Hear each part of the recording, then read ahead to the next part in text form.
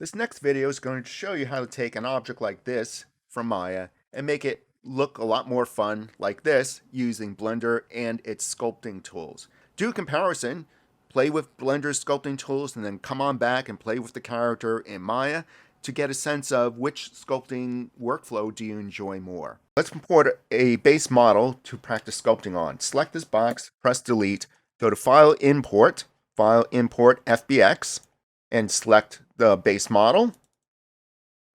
It might come in very small. That's okay. Press the S key for scaling and drag the mouse, not even pressing anything, and click. And you can do it again, S key, and drag the mouse and click. There's our model. Let's move it up. Orbit around it.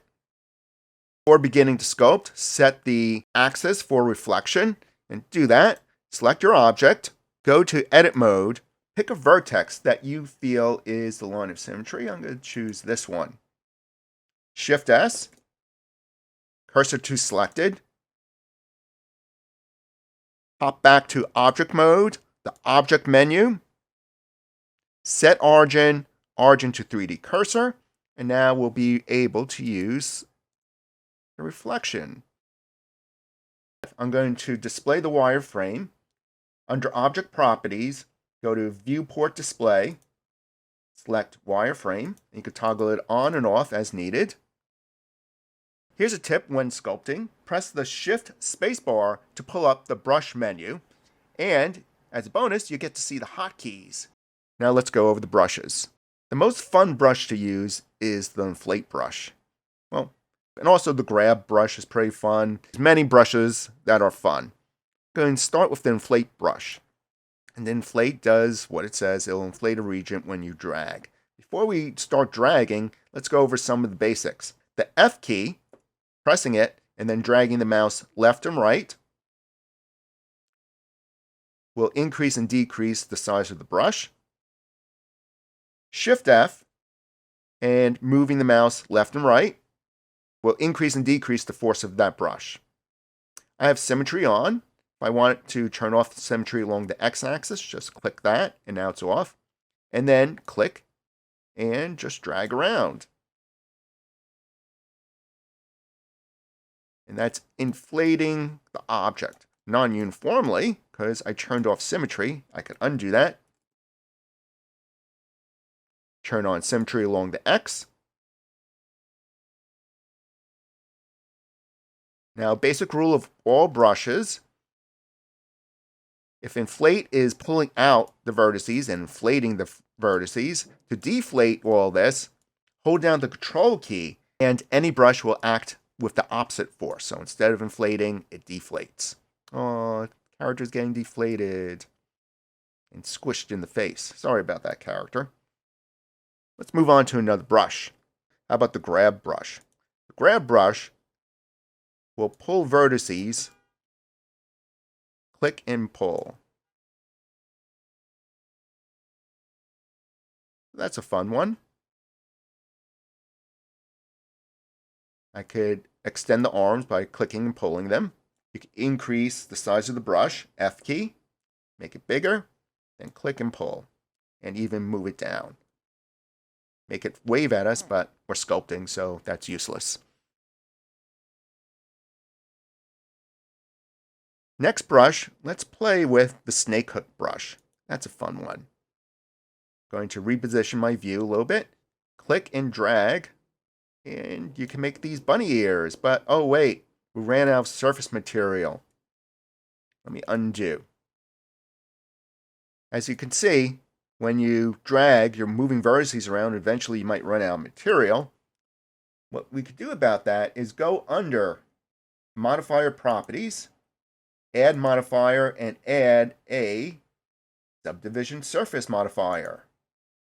Now when I drag, it's smoother. An alternative would be to use the multi-resolution modifier. Let me throw out this modifier of subdivision, add multi-resolution. I'm then going to click subdivide. You can see that now there's more subdivision. It's also across the whole object, so this object is becoming dense real quick. So that might not be a great solution if we're looking for low polygon models. Great solution if we're just playing with sculpting. Let me throw out this whole modifier. Click. An alternative is to use Dino Topo. What Dino Topo does, it adds new material based upon where your brush is. So it doesn't help our previous drag, it does help this dragging out of the brush. Let me undo this. Before we begin brushing, maybe it's a good idea to add a subdivision surface and see how far that gets you. When you get stuck, you can start using Dino Topo. All right, let's play with the hooks a little more. Let me decrease the size of my brush, F key. And you can pull out a little bit more if you wanted to, but that's kind of creepy. So let's go over. What if you had some things like this happening on your surface that you didn't want and somehow it was brushed in?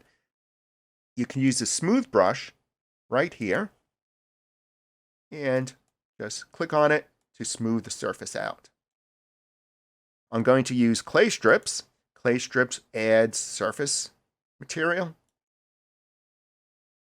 I like your laying on layers of clay.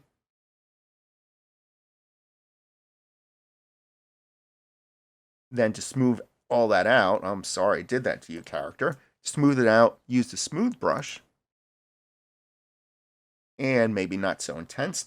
F key for size of the brush. Shift F for strength. And then just softly go through the areas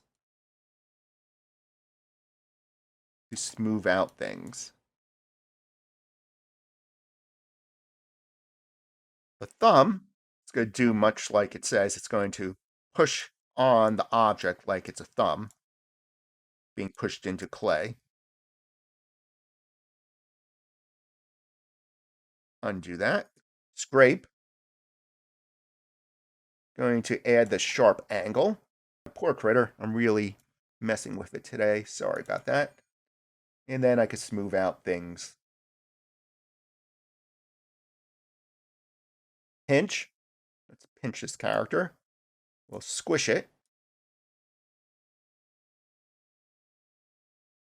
Creating a ridge for the face.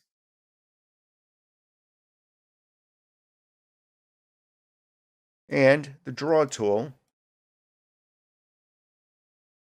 will just pull out, draw out some material. And the way you're working with sculpting, you're making these bolder moves. You're using the smooth brush to smooth out. See the shape within your sculpture. And then you'll pick up another brush. You'll go back to the draw brush, make it less big, make it less strong, start to define the surface with each passing stroke. And then smooth it out. Continue working with it.